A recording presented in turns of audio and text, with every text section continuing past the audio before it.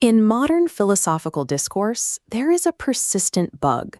We treat the word real as a standalone property, an absolute status an object has or lacks.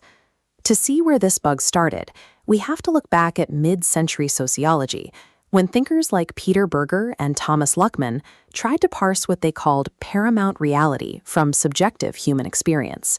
But sociology itself spun off from these exact disputes. Foundational theorists like Max Weber recognized that social and physical realities could not be cleanly separated. The philosopher Bry Willis diagnoses this problem in his language insufficiency hypothesis. He points out that terms like real and reality are what he calls contestables. Their apparent clarity is a grammatical illusion. If we leave these terms unstipulated, we guarantee that any debate about what exists will degenerate into a purely verbal dispute. People argue over semantics while believing they are arguing over physics. The solution is to adopt coordinating stipulations. Following the tradition of logical empiricists like Rudolf Carnap, this means using formal explication to convert messy semantic arguments into precise, accessible claims. We are going to completely dismantle the monadic use of the word real. In its place, we will rebuild ontology as a version-controlled, software-like framework. Philosophical definitions should not be treated as discoveries of absolute truth. They are strictly calibrated instruments, indexed and engineered to solve specific structural problems. We have to declare the death of the monadic statement. Saying X is real without any further context is structurally ill-formed. This 3D model illustrates definition 1. Real is strictly a three-place relation, a central posit, P, connecting to a contrast class, C, and a practice set, S. A posit is real only if practitioners within that set cannot revise it without encountering an involuntary constraint. Willis defines this involuntary constraint as recalcitrance. It is the sudden friction of reality pushing back against our models. A unicorn is mathematically real if the posit is a heraldic device, the contrast class is misattributed devices, and the practice set is heraldry. Similarly, dreams are real relative to confabulated accounts within first-person reports, and atoms are real relative to instrument artifacts within experimental physics. By forcing interlocutors to state their contrast class and practice set, D1 takes endless metaphysical shouting matches and turns them into precise, testable claims about where exactly human practices encounter friction. Of course, this raises an immediate objection. If a unicorn and an atom are both technically real under D1, how do we account for the obvious asymmetry between them? The traditional philosophical urge here is to create a vertical hierarchy, to claim that atoms possess a higher grade of metaphysical existence. This illustrates definition 1a, the robustly real. It measures constraint breadth. A posit is robustly real if its recalcitrance lights up across many independent practices. Adding a y-axis, we plot depth of mediation, the layers of instrumentation between human encounter and the theoretical posit.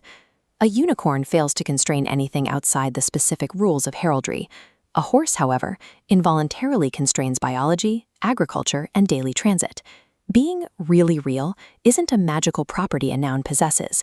It is simply a high score on this matrix of cross-practice recalcitrance. This brings us to the two overarching terms used by folk speakers and philosophers alike, reality and ontology. This dotted bounding box represents definition 2. Here, reality is completely stripped of its status as a container, an inventory, or the highest possible genus of things. Instead, reality functions solely as a shorthand for the open field of constraint sources. It carries zero commitment to that field's underlying unity or completeness.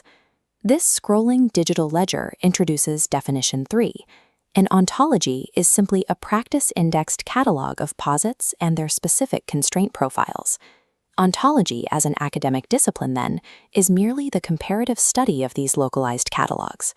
This enforces the Quinean rule that ontological commitment only exists within a specific theory. There is no objective, view-from-nowhere master catalog. By demoting reality to a shorthand and ontology to a ledger, we prevent the idiom itself from being reified into a false god. There is one final frontier to address. If everything is indexed to human practice, what actually causes the recalcitrance?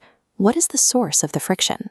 Willis deliberately collapses the complex phenomenological distinction between the ontic and the ontological, famously developed by Martin Heidegger, into a single register. This brings us to definition 4, the ontic. It is not a thing, but a placeholder for whatever makes constraint found rather than made. This placeholder is held under agnostic closure. It is non-assertatory. It licenses no positive predication and cannot be used as a working predicate for objects. The ontic serves as a necessary methodological floor. It is a marker acknowledging that not everything is exhausted by our mode of access, without incurring the impossible debts of structural realism. A framework this strict requires an equally strict governance model to remain functional, the amendment protocol. Within this system, entries marked as diagnoses assert how terms misbehave, but entries marked as idealizations are deliberately suspended questions. The uncompromising rule of idealisms is that suspensions are only ever lifted by demonstrable recalcitrance, never by a philosopher's intuitive discomfort. This flowchart details the 3 conjunct revision criterion required to force an amendment. A counterexample must pass all 3 gates. The third is the subtraction test. The dispute must survive even if the disputed term is temporarily barred from the conversation entirely. If an amendment passes, the strict versioning rule applies. Every amendment is logged with its date and concession, acting as a defense against tactical maneuvering. This is paired with the no reoccupation rule. Once a formulation is retreated from, it is dead. Silent retreats or unlogged softenings are protocol violations. Intellectual honesty and ontology requires treating theories like hypotheses. The honest reviser's tax is publicly auditing all downstream consequences whenever a premise is changed. Looking at this functional machine, it becomes clear that D1 through D4 are not separate philosophical musings. They are gears of a single analytical engine. Debates over what is real are structurally intractable until interlocutors specify their contrast class, their practice set, and their breadth of constraint. Adopting this framework means abandoning the comfort of seeking certified nouns and absolute universal containers. Language alone is insufficient to describe reality without strict coordinating stipulations. True rigor in philosophical modeling lies not in defining the absolute foundation of the universe, but in building a system robust enough to register exactly where language fails and recalcitrance begins.